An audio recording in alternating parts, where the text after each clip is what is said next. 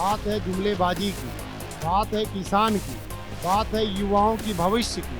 जनता 10 साल तक प्रताड़ित हुई है और जनता इसको जवाब देने के लिए तत्पर खड़ी है और जनता आने वाले समय में राहुल गांधी जी को और इंडिया अलायंस को मौका देगी। वोट की तारीफें नहीं ले रहे हैं, तो प्रधानमंत्री मोदी जी को शोभा देता है। अगर आप हमें किसी देश के बराबर करना चाहते हैं तो इसमें सबसे बड़ा हाथ प्रधानमंत्री मोदी जी का आता है। राहुल गांधी जी का 10 सिर वाला चेहरा बनाकर पोस्ट कर दिए। 6 महीना से मणिपुर जल रहा है, तब आप धृतराष्ट्र बन जाते हो। और जब देश की जनता, देश की बेटी, देश का किसान, देश का युवा न्याय मांगता है, तब ये रावण बन के नफरत फैलाते हैं। भारत से बीजेपी को मुक्त कर दिया जाए। हिंदुत्व पे उन्होंने वोट लिया, भाई को भाई से लड़ाने का काम किया। नमस्कार, मैं हूं तुषार और आप देख रहे हैं सौगंध टीवी। 5 राज्यों के चुनाव की घोषणा हो चुकी है। चुनाव आयोग ने घोषणा की है कि अब 5 राज्यों में चुनाव होंगे और वो राज्य कौन से हैं? छत्तीसगढ़, राजस्थान, मिजोरम, तेलंगाना और मध्य प्रदेश। 5 राज्यों में अब चुनाव होने वाले हैं। अब कांग्रेस पार्टी की तैयारी कैसी है, इस पे बात करने के लिए हमारे साथ राहुल प्रियंका गांधी सेना के राष्ट्रीय प्रवक्ता कुलदीप यादव हमारे साथ मौजूद है और वो बताएंगे कि उनकी तैयारी किस प्रकार से और हमारे जो सवाल होंगे उनके जवाब भी वो देंगे। किस तरह से तैयारी चल रही है सर? पहले तो ये जान लीजिए कि राहुल प्रियंका गांधी सेना वचनबद्ध है माननीय राहुल गांधी जी को देश का प्रधानमंत्री बनाने के लिए और इंडिया अलायंस के सभी राष्ट्रीय अध्यक्ष चुनाव के इस माहौल में पूरा कमर कस के एक्टिव हैं और सभी कार्यकर्ता जमीनी स्तर पर उतरकर हर घर तक पहुंचकर इंडिया अलायंस की जो नीतियां हैं, जो योजनाएं हैं, जो विकास के मुद्दे हैं, हर लोगों तक पहुंचने का काम कर रही है। क्योंकि आज देखा जाए नेशनल मीडिया के माध्यम से हमारी आवाजें नहीं जनता तक पहुंचाई जा रही है और सोशल मीडिया के माध्यम से हमारी आवाज उन तक पहुंचाई जाती है और सोशल मीडिया या नेशनल मीडिया को भी हम बाइकाट करके जनता के बीच में पहुंचने की कोशिश कर रहे हैं। क्योंकि जनता को ये विश्वास भी दिलाना चाहते हैं कि प्रधानमंत्री मोदी की तरह जिस प्रकार 2014 में हुआ है, काला धन ले आने का, 15 लाख अकाउंट में डालने का, 2 करोड़ नौकरी देने का, जो वाजिद ही नहीं है, ऐसे कोई भी जुमले इंडिया अलायंस नहीं देना चाहती है। इंडिया अलायंस जो भी निर्णय ले रही है वो जनता के हित के लिए होगा। अभी जाति जनगणना हुआ बिहार में, देश की जनता ने इसके लिए खुशियां मनाई और विपक्ष को इसमें पीड़ा होना स्वाभाविक था, क्योंकि विपक्ष को आप बिहार भी विपक्ष की बात कर रहे हैं। नहीं, मैं बता रहा विपक्ष मतलब कि हमारा बीजेपी इंडिया के हमारे अलायंस के हमारे एक अंग है बिहार की सरकार, और जाति जनगणना करा दी तो बीजेपी में बौखलाहट देखने को मिल रहा है। कारण क्योंकि जिसकी जनसंख्या ज्यादा उसको सम्मान देने का बिहार सरकार भी वचनबद्ध है और माननीय राहुल गांधी जी भी आते हैं। अच्छा, एक बात बताइए कि जातीय जनगणना पे तो अब बात हो रही है, लेकिन जब इंडिया अलायंस की जब मीटिंग हुई थी और नीतीश कुमार ने इसे बड़ी प्रमुखता से उठाया था इस मुद्दे को कि जातीय जनगणना जो है ये एक प्रमुख मुद्दों में से एक है, लेकिन कहा जाता है कि कांग्रेस पार्टी ने नकार दिया था उस समय। और अब जिस प्रकार से कांग्रेस पार्टी जितना अग्रेसिवली जातीय जनगणना के मुद्दे को उठा रही है, ऐसा लग रहा है कि ओवरटेक कर लिया गया है, मतलब कि हथिया लिया गया है जातीय जनगणना का मुद्दा नीतीश कुमार से। ऐसी कोई बात नहीं है। इंडिया अलायंस के कोई भी राष्ट्रीय अध्यक्ष कोई भी फैसला लेंगे तो गठबंधन के तहत ही लेंगे। और आपको बता दें कि 5 राज्यों में जो चुनाव होने जा रहा है, तो आप मध्य प्रदेश के से ले लीजिए, जहां पर बहनों के भाई और भांजियों के मामा कहने वाले शिवराज सिंह जी हैं। वहां पे आज प्रधानमंत्री मोदी जी को 3 केंद्र मंत्री उतारना और 7 सांसद उतारना सबसे बड़ी हार का सबूत यही है। लेकिन अगर वो आप कह रहे हैं कि वो हार का सबूत है, तो कहीं ना कहीं ये चीज भी तो देखी जाती है। अगर वो सांसद उतार रहे हैं या फिर अगर वो मंत्री उतार रहे हैं, तो कहीं ना कहीं उन्हें उनका जो आकलन है उस हिसाब से वो काम कर रहे हैं, तो वो प्रोएक्टिवली काम कर रहे हैं। हारने के बाद सोचने से बेहतर है कि पहले ही उस काम को कर लेना। तो ये तो आपको उनसे कुछ सीखना चाहिए कि उन्होंने पहले ही एक्टिवली काम शुरू कर दिया। देखिए, एक सांसद का जो सीट होता है वो 5-6 जो विधायक के सीट को इन्फ्लुएंस कर सकते हैं। तो इस प्रकार से अगर 7-8 सांसद उतारे जा रहे हैं भारतीय जनता पार्टी के द्वारा, अगर एक मिनिस्टर को उतारा जा रहा है, तो आप इससे अनुमान लगा सकते हैं कि कितने सीटों पे इन्फ्लुएंस आएगा। और कहीं ना कहीं जो भारतीय जनता पार्टी है उसने अपनी अग्रेसिव पॉलिटिक्स को फिर से उजागर किया है। बात ये नहीं है पत्रकार महोदय, बात ये है विकास की, बात है जुमलेबाजी की, बात है किसान की, बात है युवाओं की भविष्य की। इस सरकार ने जनता को गुमराह करने का काम किया है और प्रधानमंत्री मोदी जी बड़े चेहरे देकर जनता को लुभाने का काम करना चाहती है, जो कि जनता समझदार है। जनता 10 साल तक प्रताड़ित हुई है और जनता इसको जवाब देने के लिए तत्पर खड़ी है। आपको स्पष्ट कर दें कि बीजेपी 5 राज्यों से बाइकआउट किए जा रहे हैं जनता द्वारा, ना तो इंडिया अलायंस के माध्यम से। मैं जमीनी बात आपसे कर रहा हूं, जमीनी बात कर रहा हूं कि जनता विकास चाहती है, जनता प्रेम चाहती है, जनता विश्वास चाहती है और ये जनता का विकास, विश्वास और प्रेम इंडिया अलायंस ने उनके बीच में जगाने का काम किया है।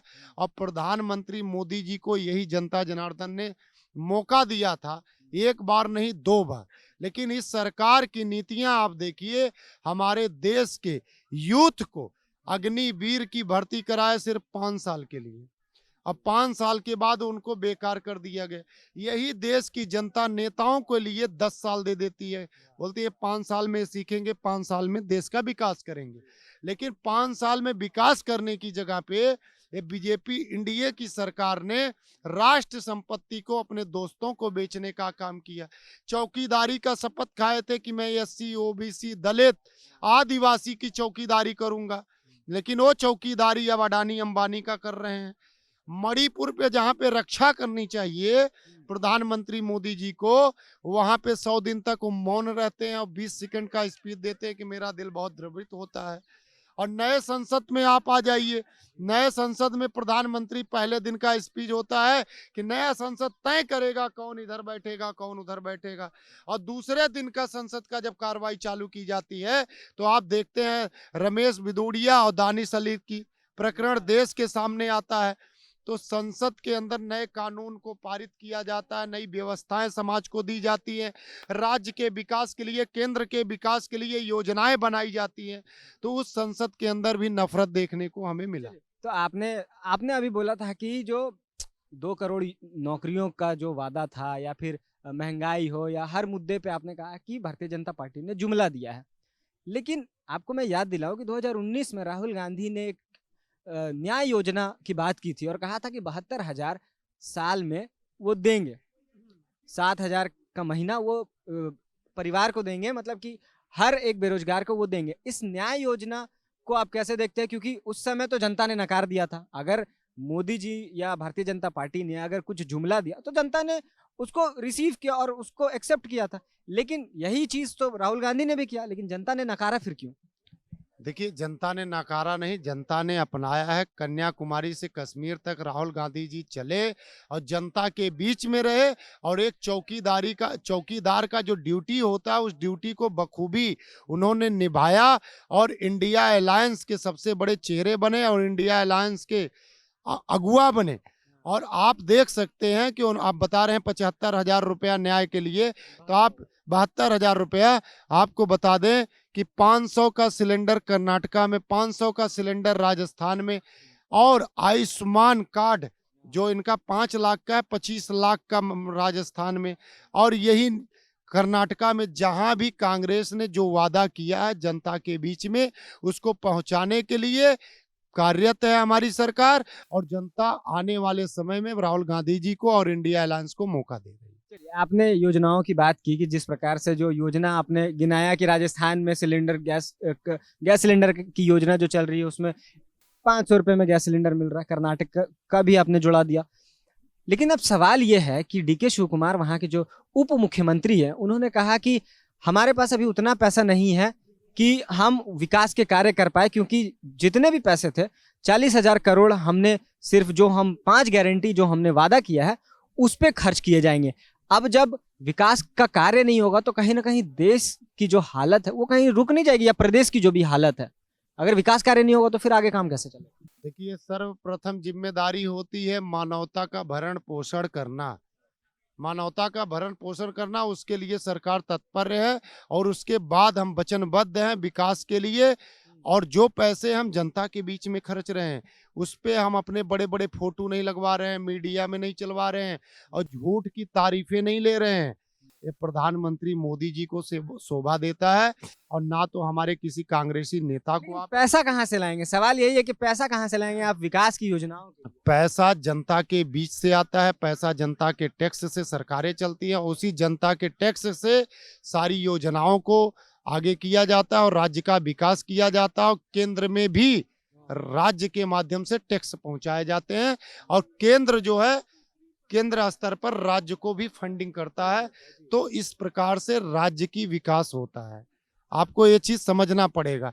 और ये प्रक्रिया मुझे पता है, लेकिन सवाल कुछ और है। सवाल ये है कि अगर जितनी कमाई, आमदनी जितनी है उससे ज्यादा अगर आप खर्च करेंगे तो आपका राज्य जो है वो तो घाटे में चला जाएगा, या राज्य हो या फिर देश हो। यही सवाल है कि जिस प्रकार से अगर जो ये मुफ्त की जो योजनाएं आप लेके आ रहे हैं, कोई भी पार्टी हो, वो आम आदमी पार्टी हो या कांग्रेस पार्टी हो या भारतीय जनता पार्टी हो, तो अगर इस तरह की योजनाएं जब आप लागू करते हैं तो आप आने वाले वक्त में जिस प्रकार से अभी श्रीलंका की हालत है, पाकिस्तान की जो हालात है, तो कहीं इस तरीके से हम अपने देश को भी आगे नहीं धकेल रहे? इसकी जिम्मेदारी देश के प्रधानमंत्री जी की बनती है कि जितनी हमारी आवश्यकताएं हैं और जितनी हमारी पॉकेट मनी है उतना ही खर्च करना चाहिए। 950 करोड़ का बजट G20 में बनाया गया था, 4100 करोड़ रुपया खर्च प्रधानमंत्री मोदी ने किया। देश की जनता पानी की तरह बहाने का काम प्रधानमंत्री मोदी ने किया। ये सवाल हमारे देश के प्रधानमंत्री जी से पूछना चाहिए। अगर आप हमें किसी देश के बराबर करना चाहते हैं तो इसमें सबसे बड़ा हाथ प्रधानमंत्री मोदी जी का आता है।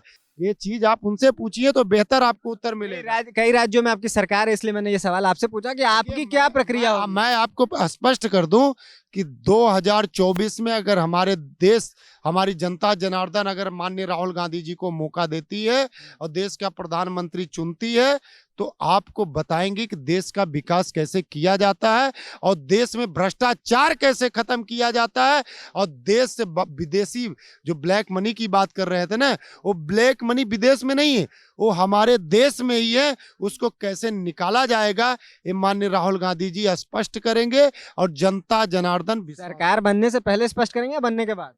भाई जब सत्ता में रहेंगे तभी कर पाएंगे। रोड मैप तो कुछ होगा ना। अभी आप बीजेपी कार्यालय के ऑफिशियल ट्वीट पे आप देखिए कि राहुल गांधी जी का 10 सिर वाला चेहरा बनाकर पोस्ट कर दिए। तो आप ये बताइए कि आप श्रीमद् भागवत, हम भी सनातनी हैं, यदुवंशी हैं, कुलदीप यादव हमारा नाम है, श्रीमद् भागवत गीता का भी मुझे ज्ञान है, रामायण का भी ज्ञान है, हर ग्रंथ का ज्ञान है। तो मैं पूछना चाहता हूं देश के प्रधानमंत्री मोदी जी से, 6 महीना से मणिपुर जल रहा है, तब आप धृतराष्ट्र बन जाते हो, तब आपका सीबीआई ईडी संजय बनने का काम नहीं। संजय को जानते हैं कि नहीं? संजय धृतराष्ट्र के खबरी थे, जो लड़ाई में जो प्रकरण चल रहा था उसको दर्शाने का काम कर रहे थे। तो उस समय तो धृतराष्ट्र बन जाते हैं। और जब देश की जनता, देश की बेटी, देश का किसान, देश का युवा न्याय मांगता है तब ये रावण बन के नफरत फैलाते हैं। विभीषण रावण का भाई था और जब उन्होंने, विभीषण ने धर्म की बात कही तो रावण ने लात मार के भगाने का काम किया। बीजेपी एनडीए सरकार नफरतवादी सरकार है और इस नफरत को ये नफरत जो कर रही है इस जनता के बीच में स्पोज हो चुके हैं और स्पोज होने के कारण जनता जान गई है इनके कथनी और करनी में अंतर है। मुंह में राम बगल में छुरी, यही इनकी नीतियां है। और ये जो सनातन का चोला पहन के राम के आदर्श का गुणगान गाते हैं, ढोल पीटते हैं, ये सर्वप्रथम ये सब ढोंगी हैं। आप एक प्रकरण आया हमारे देवरिया से उत्तर प्रदेश में, किसान का मुद्दा है, किसान का मुद्दा है, जमीनी मुद्दा था, जो प्रकरण काफी समय से जीरो टॉलरेंस सरकार के नीतियों के तले, निगाहों के तले चली। जनता दरबार लगाते हैं योगी आदित्यनाथ। मैं दोनों परिवार के मुखिया से क्या वहां जनता के दरबार में पहुंचे? और योगी आदित्यनाथ जी ने जीरो टॉलरेंस के तहत उनको न्याय देने का काम किया? नहीं किया, जिससे आज दोनों परिवार में सबसे ज्यादा कई पुलिस वाले सस्पेंड हुए हैं प्रक्रिया तो हो ही रही। सुनिए, न्याय ये था, मैं उत्तर प्रदेश सरकार से, अगर उनके अंदर साधु हैं, संत है और अपने आप को योगी वह हिंदुत्व के सनातनी मानते हैं, तो न्याय ये होता कि दोनों परिवार के बच्चों को उत्तर प्रदेश सरकार शिक्षा की जिम्मेदारी लेती और उन्हीं बच्चों को इसी विभाग में डीएम, एसडीएम, तहसीलदार, नेकपाल, कानीगो, इन्हीं विभागों द्वारा जमीनी विवाद सुलझाए जाते हैं, इन्हीं विभागों में उनको नियुक्त किया जाता। लेकिन आज नफरत की राजनीति, बुलडोजर की राजनीति और जात विशेष की राजनीति सिर्फ ये सत्ता हथियार। लेकिन लॉ एंड ऑर्डर में तो अपना वक्त लगता है। अब इतनी जल्दबाजी में अगर आप कह रहे हैं कि तुरंत करना चाहिए, तो कहीं ना कहीं उसमें आपको नहीं लगता कि आप जुडिशियरी और इन सब चीजों को नजरअंदाज कर रहे हैं? देखिए, लॉ ऑर्डर उत्तर प्रदेश की सरकार के प्रकरण में आता ही नहीं। आप कोर्ट के अंदर देखें किस प्रकार से गोलियां चलती है, वहां पे मार दिए जाते हैं। आप ऐसे कई प्रकरण उत्तर प्रदेश से आए, मैं नाम नहीं लेना चाहता हूं, देश की जनता सब जानती है। चलिए अब मैं 5 राज्यों पे आता हूं कि 5 राज्यों में चुनाव होंगे, कितने पे जीत हासिल कर पाएंगे? देखिए, 5 राज्यों में बीजेपी का सुपड़ा साफ करने का काम जनता जनार्दन करने जा रही है और इंडिया अलायंस को ला रही है, और इसके लिए जनता को तहे दिल से धन्यवाद अभी से मैं दे रहा हूं, इसलिए क्योंकि जनता ने हम पर विश्वास किया है और जनता इस नफरतवादी सरकार से, हिंदू मुस्लिम करने वाली, सिख ईसाई करने वाली इस सरकार को भगाने के लिए पूरी चौक चौराहे, हर गली मोहल्ले से तैनात खड़ी है। 5 राज्य में जीतने की बात कर रहे हैं? 100% 5 राज्य आप छोड़िए, भारत से बीजेपी को मुक्त कर दिया जाए। इतना तो कॉन्फिडेंस तो राहुल गांधी में भी नहीं। उन्होंने भी संशय दे दी, उनको भी संशय है कि राजस्थान में वो जीत पाएंगे कि नहीं पाएंगे। क्योंकि हम जमीन से जुड़े हुए कार्यकर्ता हैं, हम राष्ट्रीय प्रवक्ता तो बहुत दूर से हैं, दूर की बात है, हम पहले जमीन से जुड़े हुए हैं, जमीन के बेटे हैं, जमीन, हम किसान के बेटे हैं और किसान को ये पता होता है कि आज बादल ने क्या शीत पड़ेगा। तो राजस्थान में राहुल गांधी इतने ज्यादा कंफ्यूज क्यों है? क्योंकि उनके स्टेटमेंट से भी दिखा और उन्होंने कहा भी था कि राजस्थान में कांटे की टक्कर है, जरूरी नहीं है कि हम जीत भी पाए, इस प्रकार से उनकी बात। देखिए, राजस्थान में आपको बताएं कि राजस्थान विकास के मुद्दे पे सर्वप्रथम पूरे भारत में आया है। लेकिन करप्शन के मामले में भी एक लाल डायरी का मुद्दा था। जो लाल डायरी है, उन्हीं के मिनिस्टर ने ये मुद्दा उठाया कि उसमें कितने पैसे एमएलए को दिए जाते हैं, लिए जाते हैं, खरीद फरोख्त की बात है, उसमें उसका भी तो मेंशन किया गया है। करप्शन की बात हो या फिर जो महिला सुरक्षा की बात है, राजस्थान का सबसे पहले नाम आता है कि राजस्थान में महिलाएं बिल्कुल सुरक्षित नहीं है। तो इन सब जो सवाल है, इसके जवाब कैसे मिले? करप्शन करने का काम यही बीजेपी के लोग, आरएसएस के लोग, राजस्थान के मंत्री तो आपके कह रहे हैं। सुनिए, मैं बता रहा हूँ, कन्हैया लाल का गला किसने काटा? बीजेपी का कार्यकर्ता था, भगवा पटका उसके अंदर था भाई। और मध्य प्रदेश की धरती और राजस्थान पे जाते हैं प्रधानमंत्री मोदी जी, बोलते हैं मोदी है तो गारंटी है, और उसी गारंटी के बीच में से जब किसानों के बेटों ने बताया कि आप तो सारे जुमले देते हैं, तो यही बीजेपी के लोग जूता और चप्पल से किसानों का स्वागत कर रहे थे। तो किसान के बच्चे इनका स्वागत किस प्रकार से करेंगे? ये जनता जान रही है और बीजेपी भी जान रही है। किसान आंदोलन के बाद आपको मैं याद दिला दूं कि उत्तर प्रदेश में विधानसभा चुनाव हुए और किसान आंदोलन के बावजूद भारतीय जनता पार्टी जीत के आती है वहां पे। भारतीय जनता पार्टी जीती इसलिए कि वो हिंदुत्व का, भगवा का और राम का इमोशनल, पहले तो आप ये कहना चाह रहे हैं कि किसान आंदोलन धरा का धरा रह गया और हिंदुत्व पे वोट करके चले गए? सुन लीजिए, हिंदुत्व पे उन्होंने वोट लिया, भाई को भाई से लड़ाने का काम किया, लेकिन इनकी भी न्याय प्रकरण देखकर जनता समझ गई है कि योगी आदित्यनाथ कुर्सी के भोगी है, योगी नहीं है, कुर्सी के भोगी हैं। क्योंकि जो निष्पक्ष फैसला एक सन्यासी ये के सनातनी देता है, उसका प्रमाण योगी आदित्यनाथ जी नहीं दे पाए हैं, क्योंकि कई प्रकरण ऐसे आए हैं जिससे दलित, ओबीसी, आदिवासी सब समाज के लोग नाराज हैं। तो जिस प्रकार से आपने देखा कि हमने 5 राज्यों में जो चुनाव की घोषणा हुई है उसके ऊपर हमने बातचीत की कि क्या तैयारियां हैं और किस प्रकार से आने वाले वक्त में वो प्रदेश के लिए काम करेंगे अगर उनकी सरकार बनती है तो उस पूरे मुद्दे पे इन्होंने अपनी बात रखी और काफी कॉन्फिडेंट भी नजर आ रहे हैं। और इनके जो नेता है राहुल गांधी वो भी काफी कॉन्फिडेंट नजर आ रहे हैं, लेकिन राजस्थान को छोड़कर। अब देखते हैं कि आने वाले चुनाव में किस प्रकार का परफॉर्मेंस होता है कांग्रेस पार्टी का। तब तक हमारे साथ बने रहिए और देखते रहिए सौगंध टीवी। धन्यवाद। आप देख रहे हैं सौगंध टीवी, सौगंध वतन की।